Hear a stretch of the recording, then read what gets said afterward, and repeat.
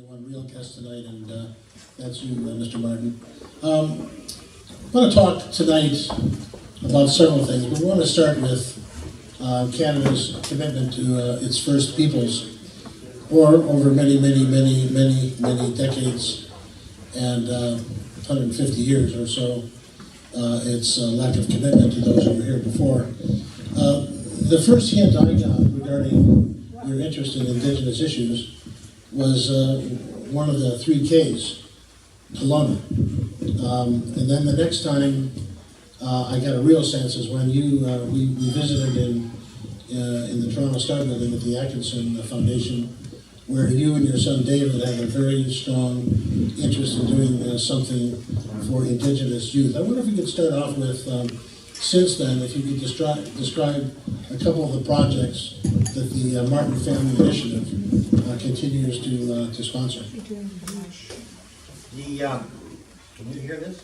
No. It's working? No, the mic. What do I got? There's on some. For God's sake, how the heck? We need a technician to, there it is. Yeah. Now it's on. Yeah. How'd you do that? That's why he's mayor. That's why he's mayor. We have the most literate mayor. ON, huh? I always thought that the order of government had the most brains with the municipal. Some of our projects, well, I'll give you one in which you and I are both involved. Essentially what MFI, the Martin Family Initiative, wants to do is to fill gaps that exist in the primary and secondary school system.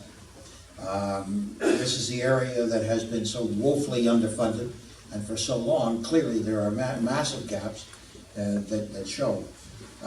But essentially, put yourself in the position of somebody who has been appointed principal of a school in a community in northern Ontario, northern Saskatchewan, northern where you are. First of all, the educational requirements are not the same as they are in a public school, where you've got to have a master's of education. You get a BA, but oftentimes you are promoted you've been a teacher and you're suddenly promoted to being a principal. You have no background, you have no preparation for this. But at the same time, you don't have a school board on whom you can rely. You don't have any close by schools. I mean, if you're going to school, if you're a principal of a school in Belleville, there are schools all around. You can talk to the teachers.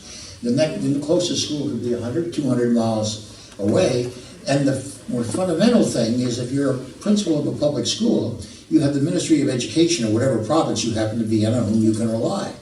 Well, Ottawa has no Department of Education. And they are the ones who fund you. They're the ones who are responsible to you. But there are no educators in the Department in INAC. And so what we decided was that we would get together with, the first thing we did is we went out and we said we want to do this, but the last thing in the world we want to do is to impose. And basically come along and say, look, this is what they do in Mississauga or what they do in downtown Montreal. So we went out and got 13 expert Indigenous educators. And we basically brought them together and we said, okay, we're going to set this thing up, but you've got to give us the direction. And then we sat down with Charles, which is probably why he asked me the question, and OISE, the Ontario Faculty, UT's Faculty of Education. And we did a partnership under the direction of our Director of Education. And we essentially, for a year and a half, along with OISE and these experts, prepared a series of modules so that we could deliver a long-distance course on what it is to be a principal of a school. Because we couldn't ask the principal of a school in Northern Ontario, Northern Saskatchewan to come down to Toronto. It all had to be done online. So it took a year and a half. We prepared the modules, and then we went out and got 20 expert principals who were all First Nations, 20 expert principals from across the country. And we essentially signed them up for the course. This was the pilot project. Because the one thing we wanted to get criticism. We didn't want to basically go and offer a course and have it be a mess. And so we got these 20 principals. and they were terrific. They went through our modules, they criticized us, they told us what we could do, and then at the end of that, the end of a year, started in September, ended in June, we were ready to go, and we then offered the course to various principals who wanted to apply. We decided we would do it with even long-distance class sizes of 20, and we figured we'd probably get 10 or 15 a year. Well, the first year we got 20, the second year we got 20 the first September, and then all of a sudden we were oversubscribed and the demand was huge, so we opened up another cohort, and the thing has just taken off like this. But what is really interesting is what's happening in this. And it goes to show you what, when you do this kind of thing. First of all, we are able to ask them the kinds of questions which essentially is, what do you need in the schools? Where are the problems lie in the schools? And one of the real problems that we have, and I think in so much of our dealings with the First Nations, is that so much of the knowledge that we have is really supposition or guesses by non-Indigenous people. And what's happened here with these principals, we're able to go to the principals and say, what are the problems in the schools? How can we do this? And we've got these principals who are now a massive fund of information, and I can tell you it's in the process of changing an enormous amount of what we do. The second thing that we have done is we simply said to them, what would happen if we sort of set up some kind of a technical gossip group, coordinating group, so you can talk to each other? And the principal said yes. And they're on it all the time. And so what you've got all of a sudden is these principals who've taken this course, who are basically exchanging views. And I think that this is one of the very few times that the information, and we're getting phenomenal information in terms of, they come to us as an example and they said, listen, we need a parenting course. Just to give you one example, none of us would have thought about, you need a parenting course. We need a parenting course. They're coming to us with all kinds of ideas, so I think it's going to change. So that's one that we have done with OISI. We have a lot of things that we can do, but I'm going to, if you don't mind, I think I'm going to tell you what course we haven't done, and then I'll take back. I'm going to take notes. Can we get funded for it? Okay, we've got a number of courses. We've got a literacy course, which is a huge success, which I may get into it later on. But I'm just very excited about one thing that we haven't done yet, but we're about to do. A number of you have heard of a woman called Cindy Blackstock, I think. Cindy Blackstock, okay.